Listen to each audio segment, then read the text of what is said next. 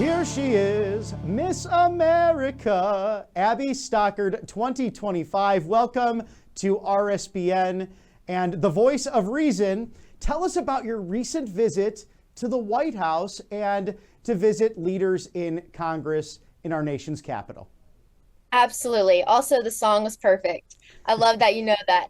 My experience was incredible. I was going to DC for the USO Gala.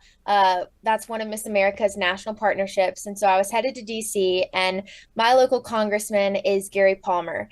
And he happened to make it work where I could go to the Oval Office and have a meeting with President Trump. So I was so pumped, did not really know what to expect. We were told we were only going to have 7 minutes, maybe shake hands, get a picture. But when I walked into the Oval Office, President Trump actually invited me and Congressman Palmer to sit down. And we ended up speaking with him for close to 20 minutes. So, what I got to talk about was something that I'm super passionate about. My service initiative, or which, every contestant has to create. Mine's about cystic fibrosis awareness because of my very best friend. And so I got to tell Mr. President about my initiative and some of the advocacy projects that I've been implementing across the country. What was really cool is his communications advisor, she actually related to CF. She ended up losing her cousin the week before at the age of 31. So I think it resonated really well with President Trump. We kind of made that cool connection there. One of our other partnerships is the Promise Fund by Ambassador Nancy Brinker. So we also got to invite one of their members to the Oval Office as well. What they do is they focus on screenings for cervical and breast cancer. So we got to talk about that with President Trump as well. He was very personable, super receptive, which I was very, very appreciative of. He ended the meeting by giving me and then my best friend Maddie with cystic fibrosis to bring back home to her one of his presidential seals. So that was a really neat keepsake. He says he rarely gives them out. And so I thought it was so thoughtful. He not just gave one to me, but he gave one to my best friend as well, who is living with this disease. So it was an amazing experience, definitely one that I will cherish forever, and probably one of the highlights of my year as Miss America. Abbie, you had an opportunity that few Americans actually get to see the inside of the Oval Office, such history that took place there. What's it like to speak directly to the commander-in-chief and to advocate for something that's so near and dear to your heart? I mean, it was truly an honor of a lifetime. I'm not even kidding. I was physically shaking. My hands were sweating because I've seen Mr. President on the news outlets all the time, but to actually sit down and talk to him face to face and just see how respectful he was of me and what I had to say, it really resonated in me and went really far with my, thoughts towards what's going on in our government today. So it was really cool. I mean, I never imagined I'd visit the Oval Office, and I took a minute to just look around all the portraits of past presidents hanging on the wall. I mean, it was surreal.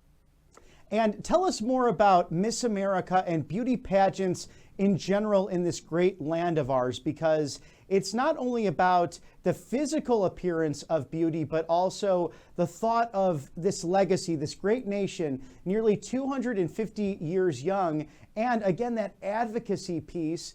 Where does this entire pageant tradition stand in the United States? Because we've seen over the course of the last few years where it might have been challenged, or some voices saying, oh, this exploits young women. What are your thoughts on not only having the honor of being Miss America, but where pageants stand in 2025? Well, this is so much more than a beauty pageant. We have been an organization that has been vetted by the American public for over 100 years. Our organization is championed by thousands of young women, ages 14 all the way to 28, who are serving as local brand ambassadors across their community, but also across the state. These young women are using their voice to enact change and make an impact across their community. I never grew up competing in pageants. I never thought I would, but what drew me in was the scholarship piece. We are a scholarship organization. It's an opportunity for young women to receive scholarships to relieve a financial load. That's why I joined, and I've acquired over $89,000 in tuition scholarships. Not only that, you have to create a platform or a service initiative. So every contestant has created something that they are passionate about. For me, like I said, mine's cystic fibrosis, and I've worked to raise over $200,000 for the Cystic Fibrosis Foundation, and I'm now a national ambassador for cystic fibrosis. It has been extremely rewarding, probably the most fulfilling part of my year as I travel across the country. What I'm hoping to show people as Miss America is that this organization truly is so much more than wearing a crown and sash and taking pictures with people. It's an opportunity to use your voice, to engage with people of all ages and backgrounds, and truly leave a positive impact everywhere she goes.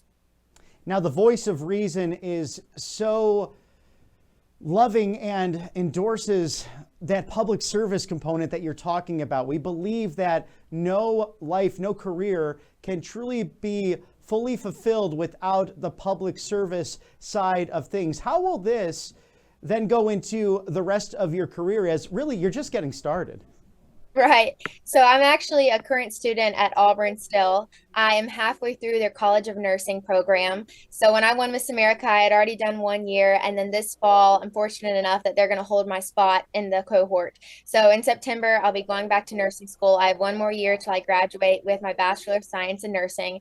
And so I think that ties in perfectly with this public service component, because as a nurse, that's all you're doing. You are at the bedside forming that one-on-one relationship with patients, ensuring that they receive the highest quality of care. And so I'm excited to take those social and communication skills that I've learned as Miss America now and apply that to the healthcare field. And we are so proud of you, Auburn Strong, because we happen to be the home right here in Auburn of RSBN. And we share that, and that's why I'm wearing my Auburn University colors today and the pin, because you're our hometown hero. We have Miss America right here in Auburn, Alabama, the loveliest village on the plains. How would you like to encourage all of the young women looking up to you? Because really, you're an icon, you're a role model. You are dialoguing with people, not only in nonprofits, in the business world, in government, but also the President of the United States, who we cover on a daily basis. Yeah, I would encourage young women, first of all, to know that they're enough just the way that they are, to chase their dreams no matter how big or how small they may be. I want young women to know that their worth is not tied to the opinion of others, and never let anyone tell you that you can't accomplish anything because of who you are or where you come from.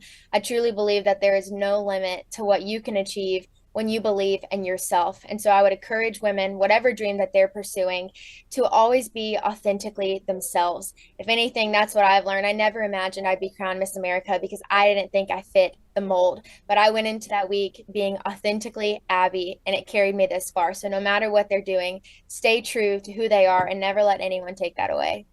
She's beauty and she's grace. She's Miss America 2025, Abbie Stockard. A wonderful message, an authentic message, which inspires all of us, regardless of where we're at on our journey. Where can we find your advocacy, and where can we follow you and the great upcoming 2026 Miss America pageant? Oh, it's sad to even think about. You can go online and search missamerica.org to receive all the information, or if you're on social media, it's just at Miss America.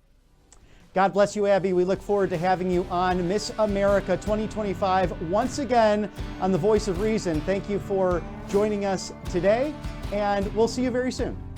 Thank you.